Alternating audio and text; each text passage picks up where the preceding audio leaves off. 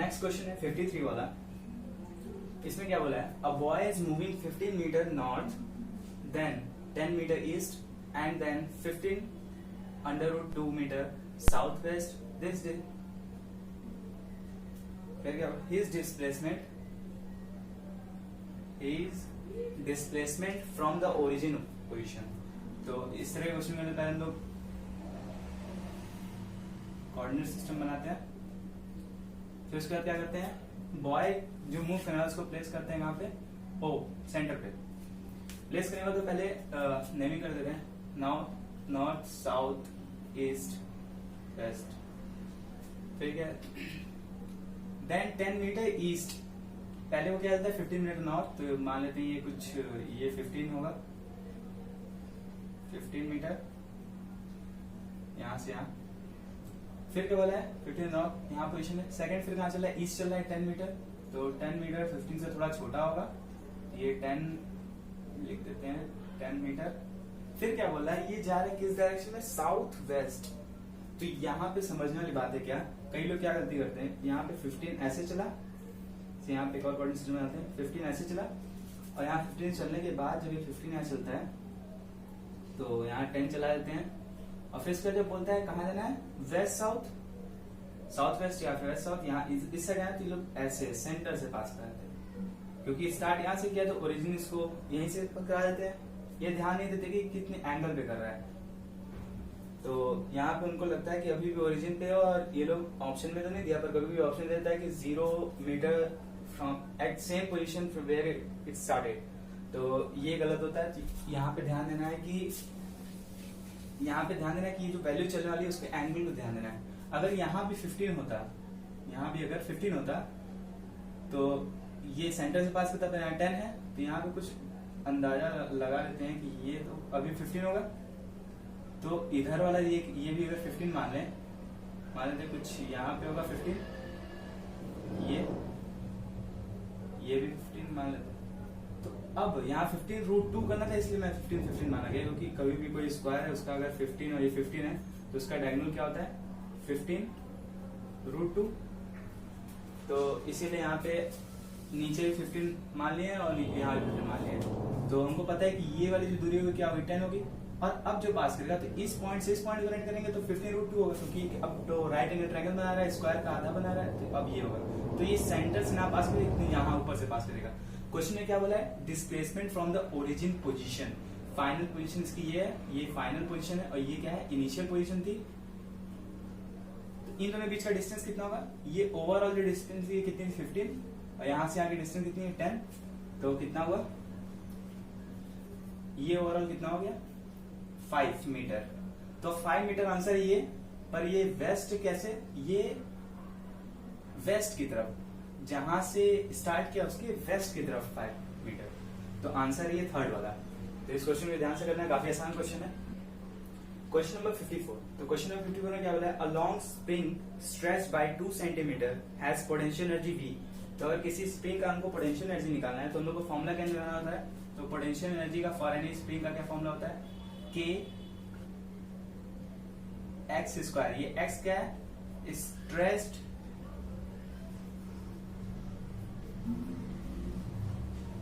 Stretched length. तो पहले case में स्ट्रेच लेंथ कितनी है 2 सेंटीमीटर। तो अगर हम लोग मान लेते हैं पहले v वैल्यू दिया है, जब 2 सेंटीमीटर तो v वैल्यू है, तो हाफ k 2 स्क्वायर। अच्छा ये क्या होता है, ये स्प्रिंग कांस्टेंट होता है, ये एक पर्टिकुलर स्प्रिंग के लिए फिक्स होता है जब तक उसके इलास्टिक लिमिट है उसको खींचा जाए। तो ये v वैल्यू होगी कब, जब 2 होगा। क्वेश्चन में क्या बोला फिर आगे, when stretched by 10 centimetre its potential energy would be. जब 10 सेंटीमीटर खींचा जाता है तो इसकी पोटेंशियल एनर्जी कितनी होगी, तो 10 सेंटीमीटर मान लेते कुछ v डैश होगी, तो हाफ, इसी v डैश का वैल्यू हमको निकालना है, इन चारों में से कोई एक होगा, तो हाफ k एक सेम रहेगा क्योंकि सेम स्प्रिंग यूज की गई है, और ये क्या हो जाएगा 10 स्क्वायर, ये 10 स्क्वायर हो जाएगा। इन दोनों क्या करेंगे, डिवाइड कर देंगे। जैसे हम लोग डिवाइड करेंगे तो v by v dash divide करने पे क्या होगा, v by v dash half के भी कट जाएगा, k बाई टू कट जाएगा, तो 2 square by 10 square, cross multiply करेंगे तो v into 100 is equal to 4 into V. ये इससे कैंसिल होगा तो यहाँ कितना बचेगा v इंटू 25v, सॉरी ये वाला v डैश है, तो ये जो वैल्यू है ये क्या है, v dash is equal to 25v। तो v डैश की वैल्यू निकालना है 25v कौन सा है, ये थर्ड वाला है, तो इसका आंसर 25v है। इस फॉर्मूले को याद रखना है, यही फॉर्मूला जो लगे। नेक्स्ट क्वेश्चन है क्वेश्चन नंबर 55। क्वेश्चन नंबर 55 क्या बोल रहा है ये देखते हैं। क्वेश्चन नंबर 55 क्या बोला है, mass of earth is 80 times that of moon. Mass जो अर्थ का है वो 80 टाइम्स ऑफ मून का, and radius of the earth is 4 times of the moon. तो पहले इसमें क्वेश्चन में पढ़ के वैल्यूज लिखते हैं। वैल्यूज में क्या करेंगे हम लोग, यहाँ पे लिखेंगे मास ऑफ मून जो है, सॉरी मास ऑफ अर्थ जो है 80 टाइम्स मून का है, वो mass of earth is 80 times that of mass of moon. Second क्या दिया है, radius of earth is 4 times that of moon. तो radius of earth is 4 times that of moon. Last फिर क्या बोला, the value of G at moon is n time. तो value of G जो है वो n टाइम्स है, value of G at moon और earth. Value of G at moon is n times, तो value of G at moon is n times of G at E. तो question समझ में आ गया। ये n की वैल्यू फाइंड करें, इन चारों में से एक है, ये n इज इक्वल क्वेश्चन ना। इसको करने से पहले लोगों को जी का फॉर्मूला याद रहना चाहिए, खास करके बेसिक एजी और बेसिक मैथ में जी से रिलेटेड काफी क्वेश्चन किए जाते हैं, ग्रेविटी और एक्सेलरेशन ऑफ ग्रेविटी। तो उसका फॉर्मूला कर लीजिए लोग, G is equals to gravitational constant mass of earth, ये अर्थ के लिए निकालते हैं। तो यहाँ अगर मून की हो तो मून हो जाएगा, मास ऑफ मून हो जाएगा, रेडियस ऑफ अर्थ का स्क्वायर, ये जी का फॉर्मूला। इसी तरह हम लोग जी मून का भी लिख लेंगे। जी मून का क्या होगा, जी मून बाय RN स्क्वायर, ये हो गया। अब हम लोग क्या करेंगे, इन दोनों को एक साथ सब्स्टिट्यूट कर दें। यहाँ पे जो जी है वो कांस्टेंट होगा, ग्रेविटेशनल कांस्टेंट, यूनिवर्सल कांस्टेंट है, और ये फिक्स होता है इसकी वैल्यू। तो ये दोनों केस में इक्वल होगा, तो इन दोनों को डिवाइड कर देंगे, इन दोनों इक्वेशन को और सॉल्व करेंगे। तो इरेज कर लेते हैं ये फॉर्मूला, यही हम लोग को n फाइंड करना है।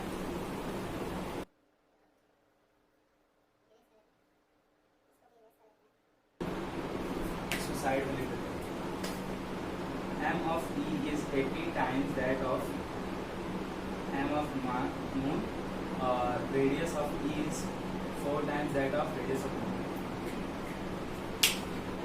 अब यहाँ पे इन दोनों को डिवाइड कर देते हैं, जैसे इन दोनों को क्वेश्चन के आंसर डिवाइड करेंगे। जैसे अगर इसको डिवाइड करते हैं इससे, तो जी ई बाई जी एम, और ये इक्वल्स टू किसके, जी कैंसिल हो जाएगा, बड़े कैपिटल जी जो है, अगर इन दोनों को डिवाइड कर दें, ये जो होगा ये कैंसिल हो जाएगा, बचेगा क्या, M E by R E का स्क्वायर, और नीचे क्या है, इसे यहाँ पे ऐसे लिखते हैं। तो डिवाइड जब होगा तो ये ऊपर चला जाएगा, R square M by M mass of moon, ये दोनों हो गए। अब बस इन दोनों वैल्यू को सब्स्टिट्यूट कर देना। अब यहाँ किसी को भी चेंज कर सकते हैं, मान लेते हैं एम ई की जगह 80 mm कर देते हैं, आर ई की जगह क्या रख देते हैं 4 RM का स्क्वायर, 4 का 16 हो जाएगा, और RM का स्क्वायर हो जाएगा, ये हो गया।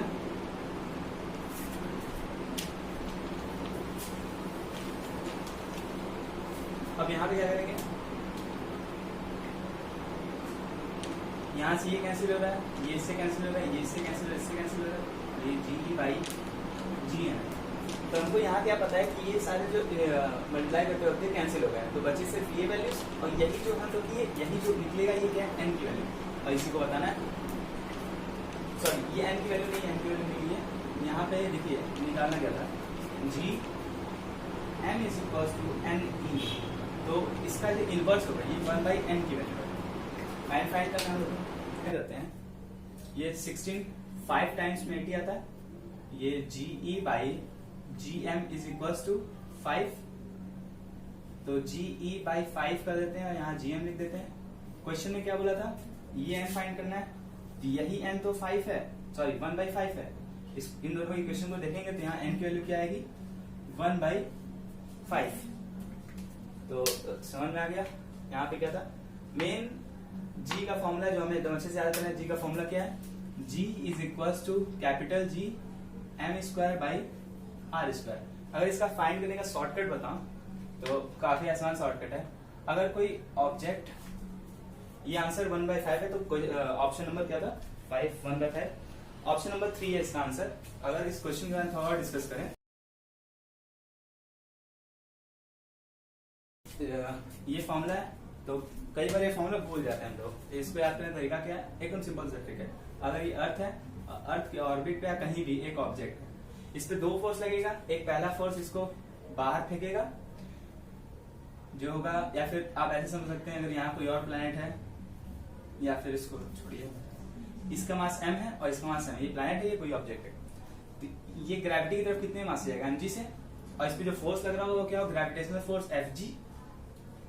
तो इन दोनों को इक्वल होगा तभी ये इस पॉइंट पे रह पाएगा, मतलब इस ऑर्बिट पे घूम पाएगा। तो इसको क्या करेंगे, m, यहाँ जो ये mg होगा, ये mg इसी का मास होगा ना, m मास इंटू ग्रेविटी लग रहा होगा, is equal to Fg। Fg क्या है, G m by r square. r क्या है, सेंटर से इसके सेंटर की दूरी। अब यहां से कि G के ये mm कट गया, तो ये क्या आया, G is equal to GM square, sorry m नहीं होगा, यहाँ GM बाई r स्क्वायर। तो ये क्वेश्चन नंबर है 56। क्वेश्चन नंबर 56 कह रहा है, in the wick of the lantern kerosene oil rises due to, अब ड्यू टू सरफेस टेंशन का राइज करता है, या फिर बायन फोर्स ऑफ एयर के कारण, ग्रेविटेशनल पुल के कारण, या फिर diffusion of oil through wick. इनमें से कौन कौन से कारण है, तो इसमें हम लोग पहले देख लेते हैं विक क्या होता है। लाल्टेन डिब्री जिसको बोलते थे, उसमें ऐसे क्लॉथ होता है, और ये क्या होता है, केरोसिन ऑयल, और इसमें क्या होता है, फायर होता है। तो इस विक, इसको विक बोलते हैं, ये जो थ्रेड से कई सारे थ्रेड से मिलकर बना होता है, इसमें कई सारे थ्रेड से कपड़े, कॉटन का क्लॉथ होता है, तो कई सारे थ्रेड का इसके बीच में क्या होता है, स्पेस होता है, काफी पतले पतले स्पेस होते हैं, जो एक कैपिलरी एक्शन,